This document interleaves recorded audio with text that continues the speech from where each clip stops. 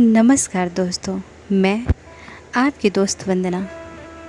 आज मैं आपके लिए लेकर आई हूँ प्रेमचंद जी की कालजयी रचना कफन। तो चलिए फिर सुनते हैं कहानी कफन।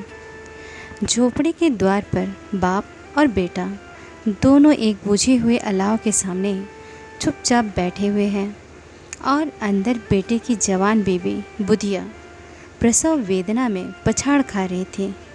रह रहकर उसके मुंह से ऐसी दिल हिला देने वाली आवाज़ निकलती थी कि दोनों कलेजा थाम लेते थे। जाड़ों की रात थी, प्रकृति सन्नाटे में डूबी हुई, सारा गांव अंधकार में लय हो गया था। घीसू ने कहा, मालूम होता है बचेगी नहीं, सारा दिन दौड़ते हो गया, जा देख तो आ। माधव चिढ़कर बोला, मरना ही है तो जल्दी मर क्यों नहीं जाते, देखकर क्या करो। तू बड़ा बेदर्द है बे, साल भर जिसके साथ सुख चैन से रहा उसी के साथ इतनी बेवफाई। तो मुझसे तो उसका तड़पना और हाथ पाँव पटकना नहीं देखा जाता। चमारों का कुनबा था और सारे गांव में बदनाम। घीसू एक दिन काम करता तो 3 दिन आराम करता। माधव इतना कामचोर था कि आध घंटे काम करता तो घंटे भर चिलम पीता, इसलिए उन्हें कहीं मजदूरी नहीं मिलती थी। घर भर में मुट्ठी भर भी अनाज हो तो उनके लिए काम करने की कसम थी। जब 2-4 फाके हो जाते तो घीसू पेड़ पर चढ़कर लकड़ियाँ तोड़ लाता और माधव बाजार से बेच लाता। और जब तक वह पैसे रहते दोनों इधर उधर मारे मारे फिरते। गांव में काम की कमी न थी। किसानों का गांव था, मेहनती आदमी के लिए 50 काम थे, मगर इन दोनों को उसी वक्त बुलाते जब 2 आदमियों में से एक का काम पाकर भी संतोष कर लेने के सिवा और कोई चारा ना होता। अगर दोनों साधु होते तो उन्हें संतोष और धैर्य के लिए संयम और नियम की बिल्कुल ज़रूरत न होती। यह तो इनकी प्रकृति थी। विचित्र जीवन था इनका। घर में मिट्टी के 2-4 बर्तन के सिवा कोई संपत्ति नहीं। फटे चीथड़ों से अपनी नग्नता को ढाके हुए जिए जाते थे। संसार की चिंताओं से मुक्त, कर्ज से लदे हुए, गालियाँ भी खाते, मार भी खाते, मगर कोई गम नहीं। दिन इतने कि वसूली की आशा न रहने पर भी लोग इन्हें कुछ न कुछ कर्ज दे ही देते थे। मटर आलू की फसल में दूसरों के खेतों से मटर या आलू उखाड़ लाते और भून भान कर खा लेते, या 10-5 ऊख उखाड़ लाते और रात को चूसते। घीसू ने इसी आकाश वृत्ति से 60 साल की उम्र काट दी और माधव भी सपूत बेटे की तरह बाप ही के पदचिन्हों पर चल रहा था, बल्कि उसका नाम और भी उजागर कर रहा था। इस वक्त भी दोनों अलाव के सामने बैठकर आलू भून रहे थे, जो कि किसी के खेत से खोद लाए थे। घीसू की स्त्री का तो बहुत दिन हुए देहांत हो गया था। माधव का ब्याह पिछले साल हुआ था। जब से यह औरत आई थी उसने इस खानदान में व्यवस्था की नींव डाली थी और इन दोनों बेगैरतों को दोचक भरती रहते थे। जब से वह आई यह दोनों और भी आराम तलब हो गए थे, बल्कि कुछ अकड़ने भी लगे थे। कोई कार्य करने को बुलाता तो निर्ब्याज भाव से दुगनी मजदूरी मांगते। वही औरत आज प्रसव वेदना से मर रही थी और यह दोनों इसी इंतज़ार में थे कि वो मर जाए तो आराम से सोए। घीसू ने आलू निकालकर छीलते हुए कहा, जाकर देख तो ओ, क्या दशा है उसकी। चुड़ैल का फिसाद होगा और क्या, यहाँ तो ओझा भी 1 रुपया मांगता है। माधव को भय था कि वह कोठरी में गया तो घीसू आलूओं का बड़ा भाग साफ कर देगा। बोला, मुझे वहाँ जाते डर लगता है। डर किस बात का है, मैं तो यहाँ हूँ ही, तो तुम ही जाकर देखो ना। मेरी औरत जब मरी थी तो मैं 3 दिन तक उसके पास से हिला तक नहीं, और फिर मुझसे लजाएगी नहीं। जिसका कभी मुंह नहीं देखा, आज उसका उघड़ा हुआ बदन देखो, उसे तन की सुध भी तो ना होगी। मुझे देख लेगी तो खुलकर हाथ पाँव भी तो ना पटक सकेगी। मैं सोचता हूँ कोई बाल बच्चा हुआ तो क्या होगा, सोंठ गुड़ तेल कुछ भी तो नहीं है घर में। सब कुछ आ जाएगा, भगवान दे तो। जो लोग अभी एक पैसा नहीं दे रहे हैं वे ही कल बुलाकर रुपए देंगे। मेरे 9 लड़के हुए हैं, घर में कुछ भी न था, मगर भगवान ने किसी न किसी तरह बेड़ा पार ही लगाया।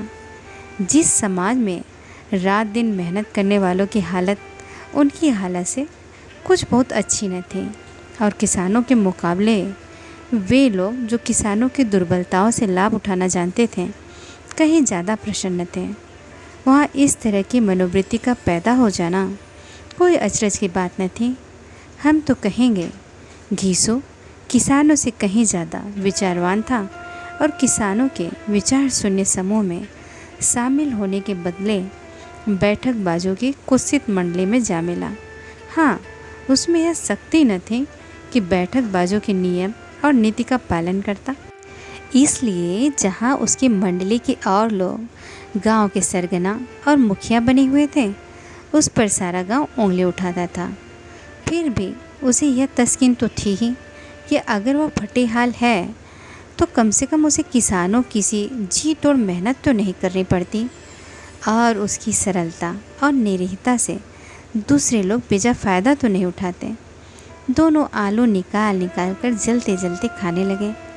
कल से कुछ नहीं खाया था, इतना सब्र न था कि ठंडा हो जाने दें।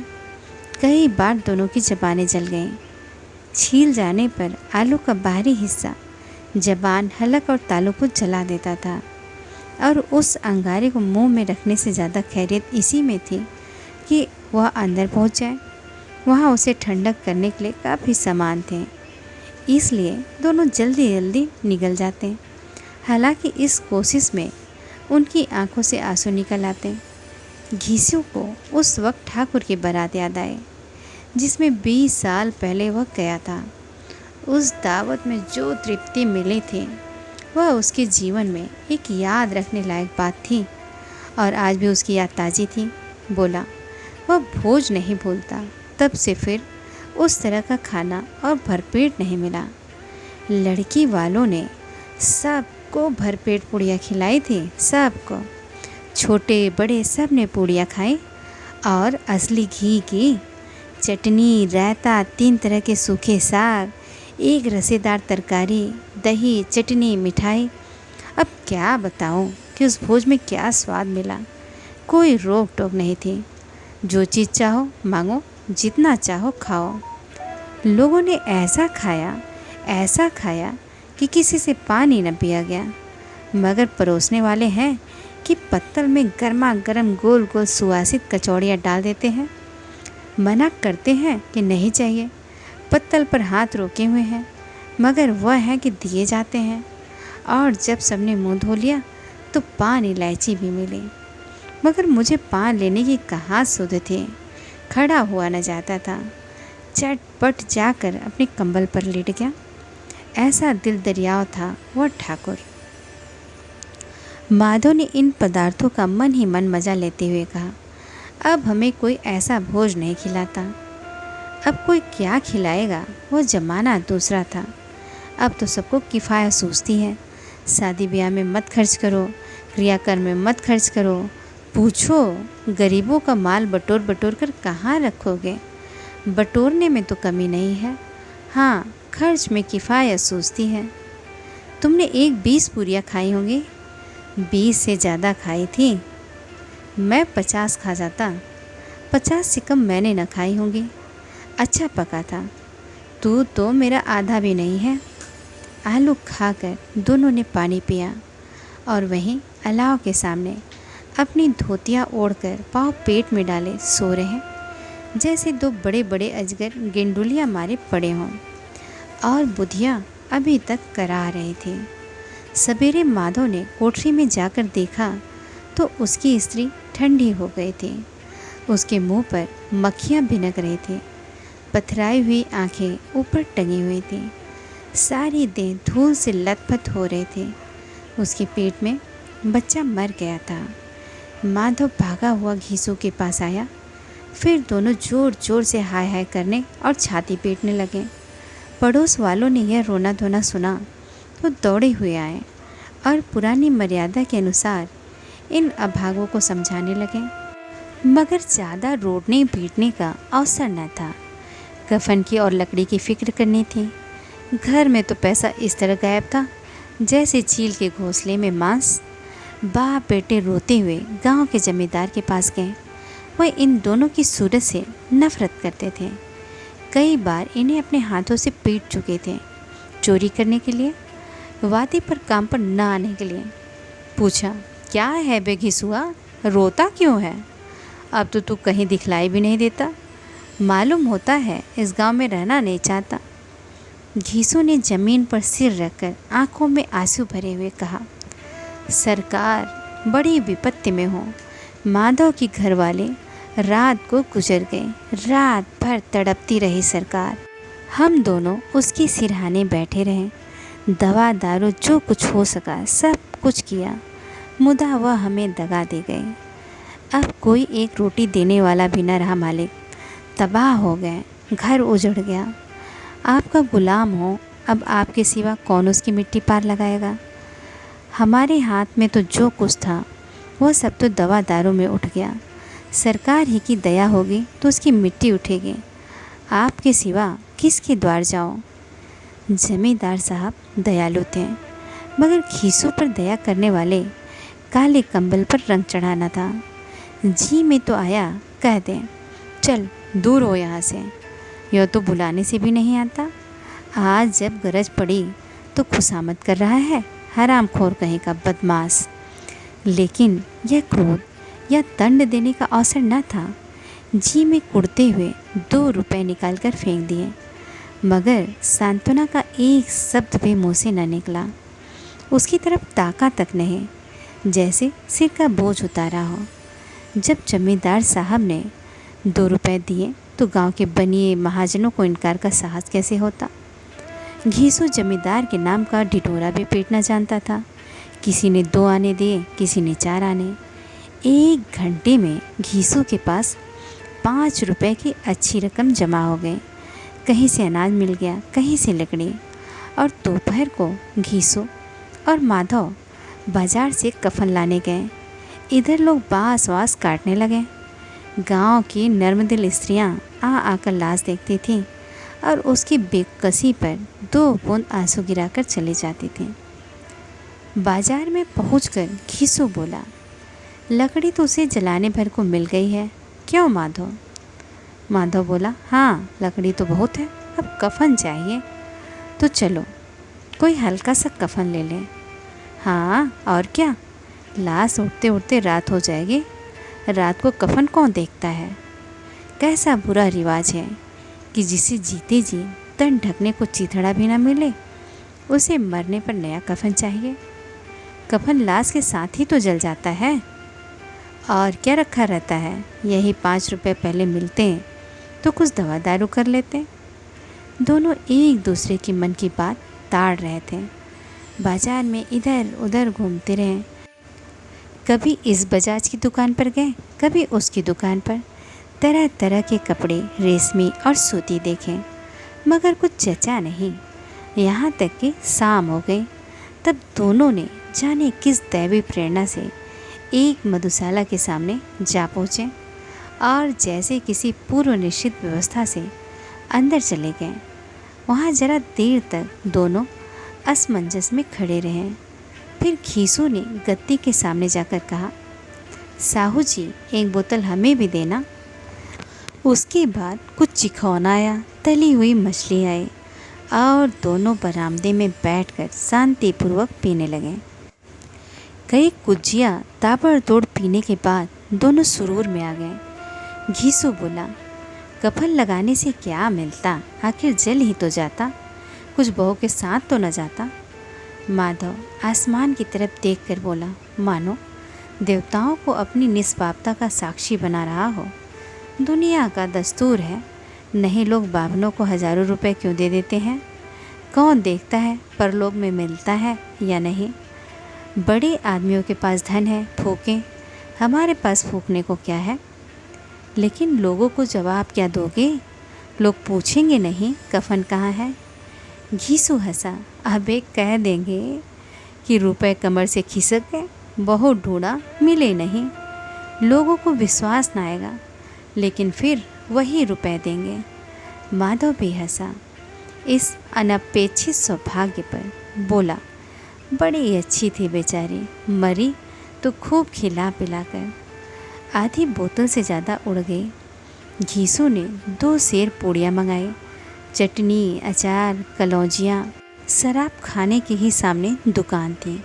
माधव लपक कर 2 पत्तलों में सारे सामान ले आया। पूरा 1.5 रुपया खर्च हो गया। सिर्फ थोड़े से पैसे बच रहे हैं। दोनों इस वक्त इस शान में बैठे पुड़िया खा रहे थे जैसे जंगल में कोई शेर अपना शिकार उड़ा रहा हो। न जवाबदेही का खौफ था, न बदनामी की फिक्र। इन सब भावनाओं को उन्होंने बहुत पहले ही जीत लिया था। घीसू दार्शनिक भाव से बोला, हमारी आत्मा प्रसन्न हो रही है तो क्या उसे पुण्य न होगा? माधव ने श्रद्धा से सिर झुकाकर तस्दीक की, जरूर से जरूर होगा। भगवान तुम अंतर्यामी हो, उसे बैकुंठ ले जाना। हम दोनों हृदय से आशीर्वाद दे रहे हैं। आज जो भोजन मिला वो कभी उम्र भर न मिला था।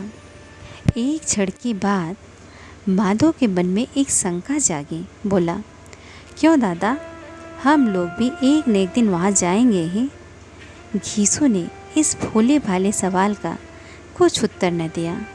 वह परलोक की बातें सोचकर इस आनंद में बाधा न डालना चाहता था। जो वहाँ हम लोगों से पूछे कि तुमने हमें कफन क्यों नहीं दिया तो क्या कहोगे? कहेंगे तुम्हारा सिर। पूछेगी तो ज़रूर, तो कैसे जानता है कि उसे कफन न मिलेगा? तो मुझे ऐसा गधा समझता है?